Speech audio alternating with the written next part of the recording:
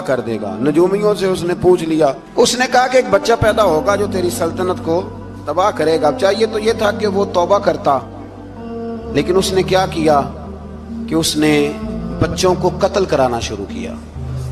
युज़ब्बिहूना अबनाअकुम, ज़िबा करा देता था तुम्हारे बेटों, और बच्चियों को वो जिंदा रखता था।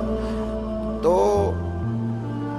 हजरत मूसा जब पैदा हुए तो उनकी वालदा ने पता क्या किया, उनको एक संदूक में बंद करके दरिया में बहा दिया।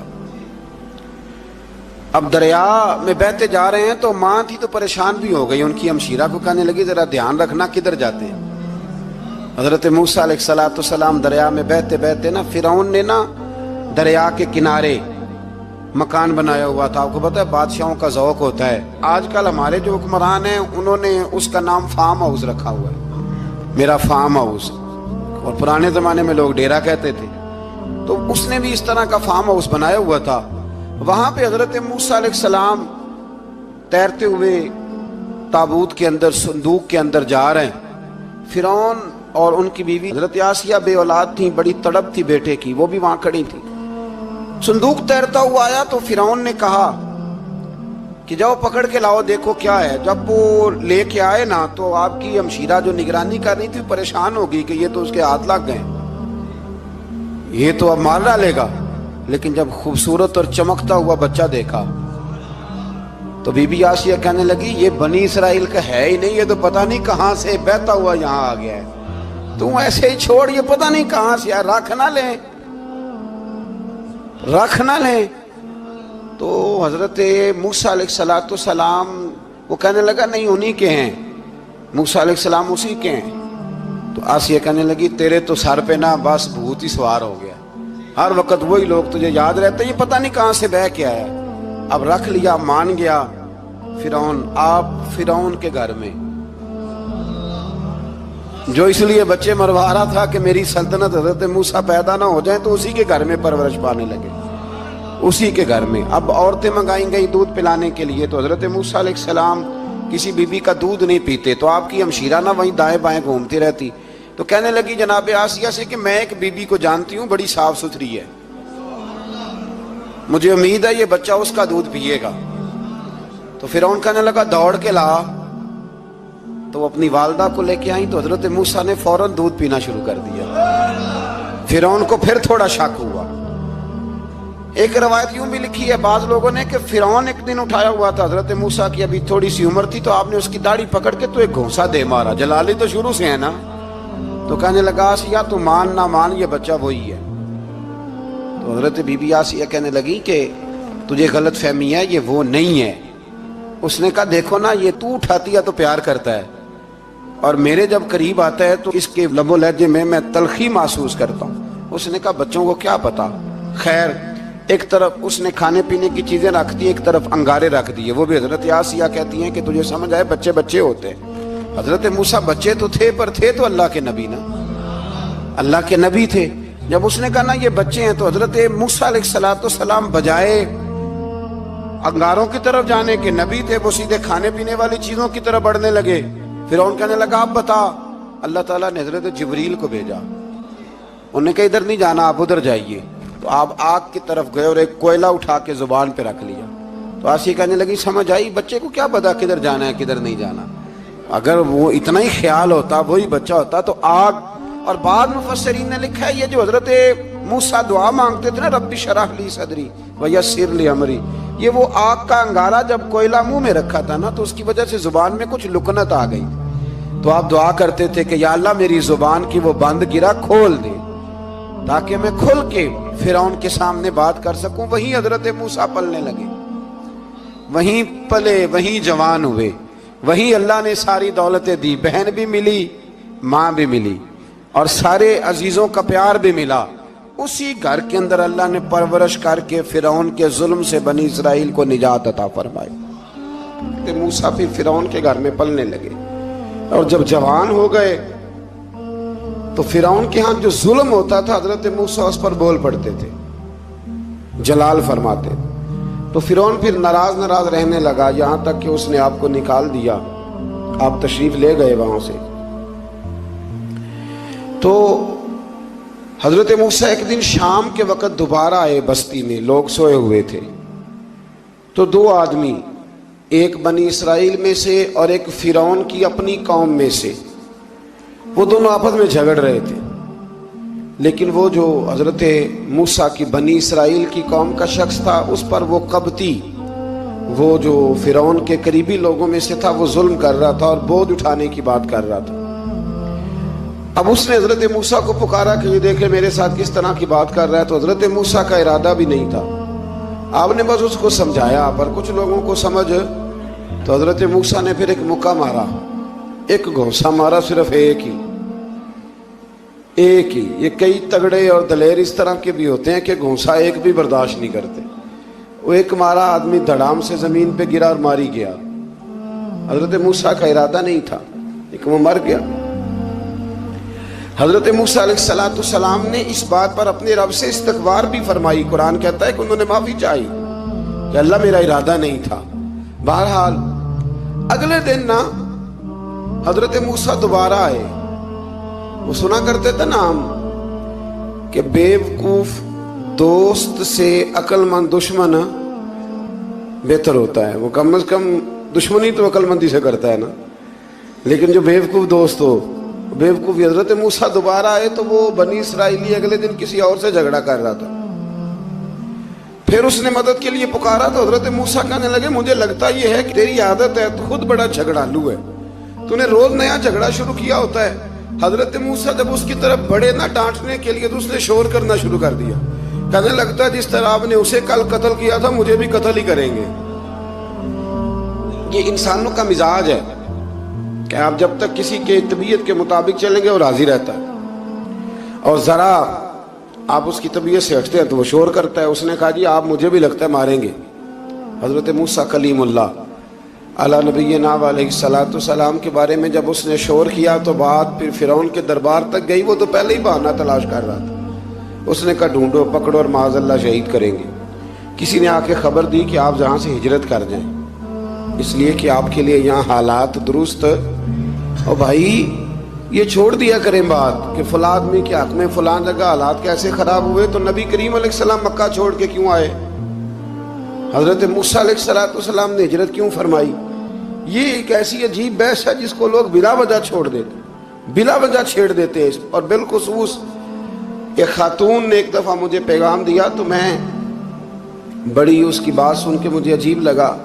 وہ کہنے لگی کہ دوسری جگہ میری شادی ہوئی ہے، مجھے طلاق ہو گئی تھی، تو مجھے ایک تانا روز سننے کو ملتا ہے تو اتنی اچھی ہوتی تو وہاں نہ رہ لیتی۔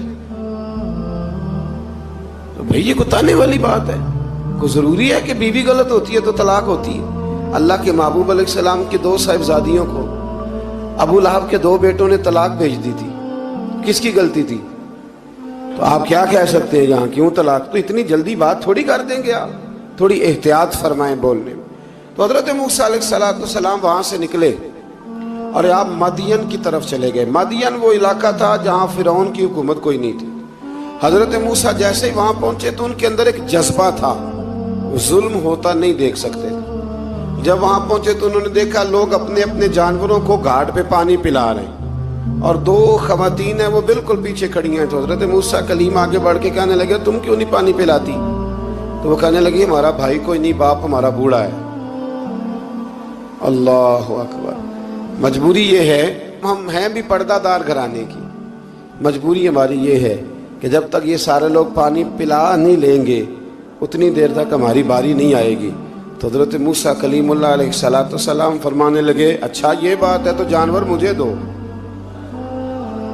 وہ ہو یہ رہا تھا کہ چونکہ مرد پانی پلا رہے تھے تو اور جتنے بھی مرد آتے جاتے تھے وہ گھستے جاتے تھے اور عورتیں بیچاری کھڑی تھیں۔ حضرت موسیٰ جھٹ سے آگے بڑھے، پیچھے ہٹو۔ ان دو خواتین پاک باز عورتوں کے جانوروں کو پانی پلایا اور پھر آپ دوبارہ وہیں بیٹھ گئے۔ وہ بیبیاں جلدی جلدی گھر گئیں، جا کے اپنے والد سے کہنے لگی ابا جی کمال ہو گیا، اس بستی میں ایک ایسا آدمی ملا ہے جو عورتوں کی طرف دیکھتا ہے تو نیکی کرنے کے لیے آگے بڑھتا ہے، جو مجبور اور بے کس کے لیے اچھے جذبات رکھتا ہے۔ فرمایا جلدی لاؤ۔ کچھ مفسرین اور طرف بھی گئے ہیں لیکن جمہور نے لکھا ہے کہ وہ حضرت شعیب علیہ السلام تھے۔ حضرت शुएब ने घर बुलाया, अपनी एक बेटी को भेजा, फरमाया बेटे बुला के लाओ।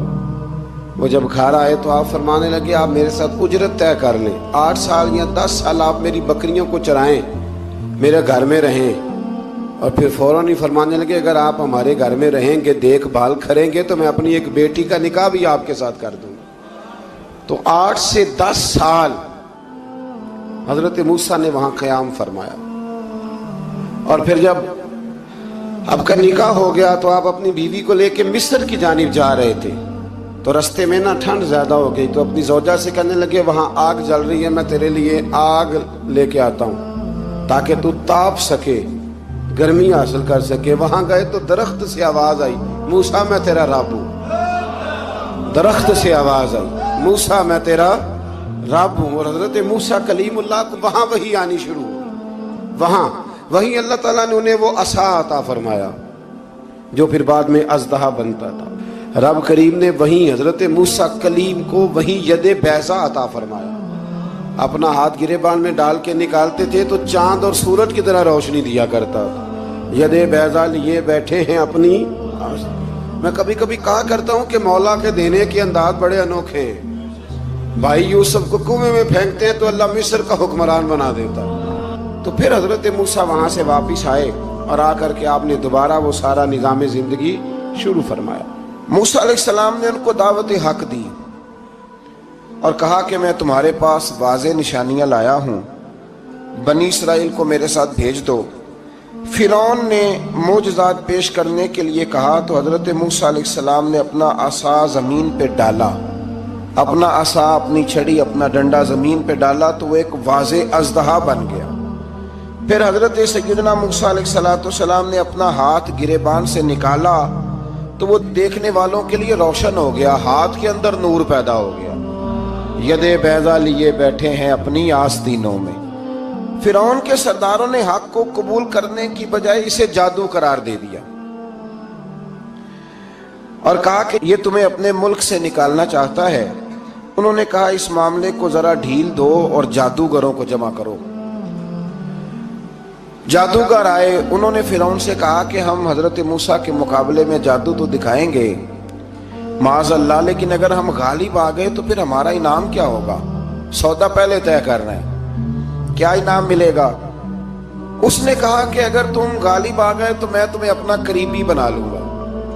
बादशाहों का करीबी होना भी तो बड़ी बात है ना, लोग बड़े पापड़ बेलते हैं करीबी होने के लिए। और ये जो करीबी होते हैं ना, बिलखुसूस जो बादशाहों के करीबी होते हैं, बादशाहों की तबाही का सबब भी यही लोग ही बनते हैं। ये उनको रोज खबर देते हैं कि सब अच्छा है, सब अच्छा है। और दुनिया के ज़्यादातर हुक्मरान इन्हीं लोगों की वजह से तबाह होते हैं क्योंकि उनका खुद आवाम से राब्ता नहीं रहता। अगर वो खुद आवाम के साथ डायरेक्ट राब्ता करें तो शायद उन्हें अच्छी और साफ सुथरी चीज़ें समझने को मिल जाए। खैर, जादूगरों ने जब कहा हमें क्या दोगे तो उसने कहा तुम्हें करीबी बना लूंगा। जादूगरों ने मूसा अलैहिस्सलाम से कहा कि आप पहल करेंगे या हम पहल करें? तो मूसा अलैहिस्सलाम ने कहा तुम पहल करो। जब जादूगरों ने अपनी रस्सियां जमीन पे डाली तो लोगों की निगाहों को सहर ज़दा कर दिया, जादू कर दिया और उन्हें डरवा दिया। उन्होंने कहा ये तो बड़ा जादू ले आए। तो अल्लाह ताला ने हजरत मूसा अलैहिस्सलाम को हुक्म दिया कि आप भी अपना असा जमीन पे डालें।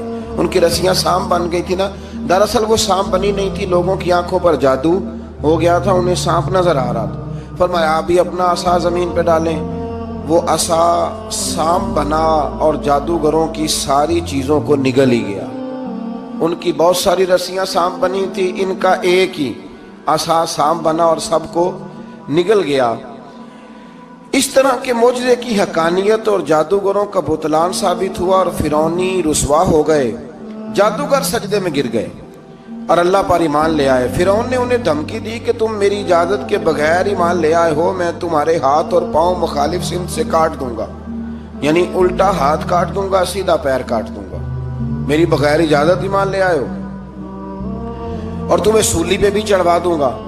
उन्होंने कहा कि ईमान लाने की पादाश में तुम हमें सजा देना चाहते हो। फिर उन्होंने अल्लाह ताला से सब्र और इस्तिकामत की दुआ की।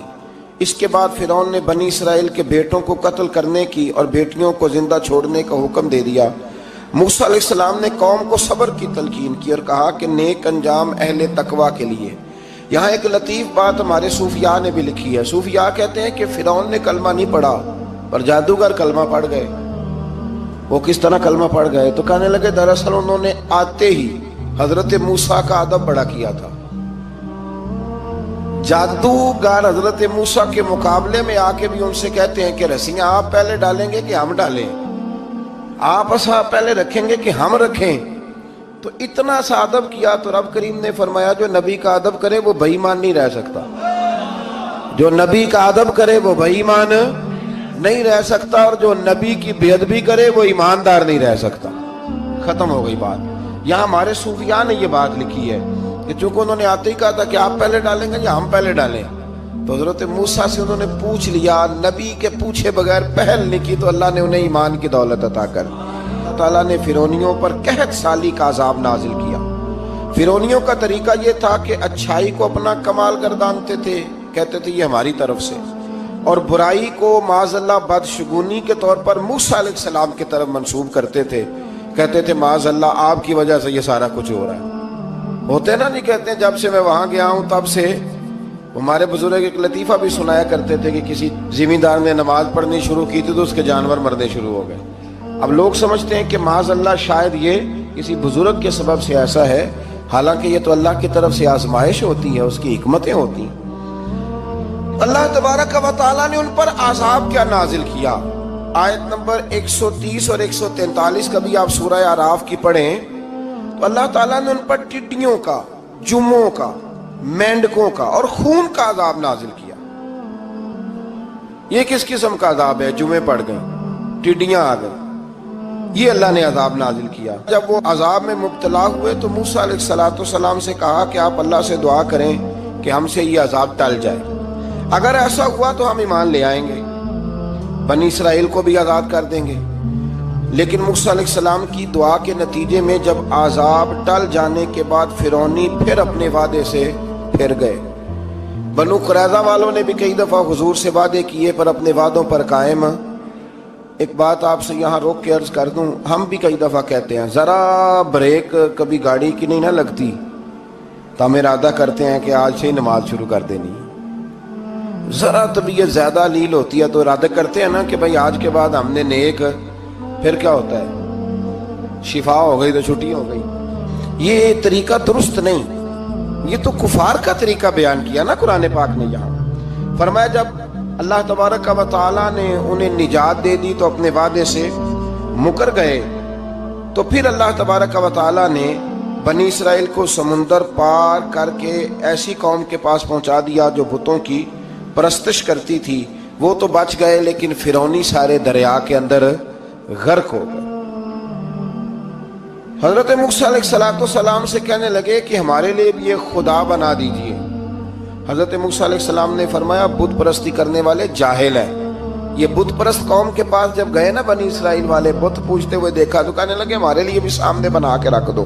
فرمایا یہ تو جاہل ہیں، تم انہیں دیکھ کے اثر قبول کر رہے ہو اور اپنی جاہلیت کے باعث یہ ہلاک ہونے والے بھی ہیں. پھر اللہ تعالیٰ نے بنی اسرائیل پر اپنی نعمتوں کا ذکر فرمایا اور موسیٰ علیہ السلام نے اپنی قوم میں ہارون علیہ السلام کو اپنا جانشین فرمایا اور کوہ طور پر تشریف لے گئے. اللہ نے فرمایا وہاں آ جائیں، میں آپ کو تورات عطا کرتا ہوں. 40 دن کا یہ عرصہ تھا. موسیٰ علیہ السلام نے وہاں پہ جا کے، وہ سارا واقعہ بھی انہی آیات میں ہے کہ حضرت موسیٰ نے عرض کیا تھا کہ رب ارنی، یا اللہ میں تجھے دیکھنا چاہتا ہوں. تو فرمایا لن ترانی، تو نہیں دیکھ سکتا. وہ بھی یہاں اللہ نے ذکر فرمایا. پھر اللہ تعالیٰ نے اپنی ایک تجلی جب کوہ طور پہ ڈالی تو حضرت موسیٰ علیہ السلام تاب نہ لا سکے اور بے ہوش ہو گئے اور پہاڑ بھی ریزہ ریزہ ہو گیا. اس کا ذکر بھی اللہ نے انہی آیات میں فرمایا. آیت نمبر 144 سے 155 تک حضرت موسیٰ علیہ السلام کو رسالت عطا کرنے، کلیم اللہ کا منصب عطا کرنے، تورات عطا کرنے کا ذکر ہے. آگے چل کے بتایا کہ جو متکبر لوگ ہیں نا وہ آیات الہیہ سے منہ پھیرتے ہیں، اور جو لوگ اللہ کی آیات اور قیامت کو جھٹلاتے ہیں ان کے اعمال باطل ہیں. پھر موسیٰ علیہ السلام کے کوہ طور پر قیام کے عرصے میں بنی اسرائیل کے زیورات سے بچڑا بنا کر اسے معبود بنانے کا ذکر ہے. ان میں ایک جادوگر تھا सामरी, सुना है सलाला में उसकी कब्र है। हजरत मूसा कोहे तूर पे चले गए तो उसने पीछे से ना सोने का एक बछड़ा बना लिया, उसमें सोने की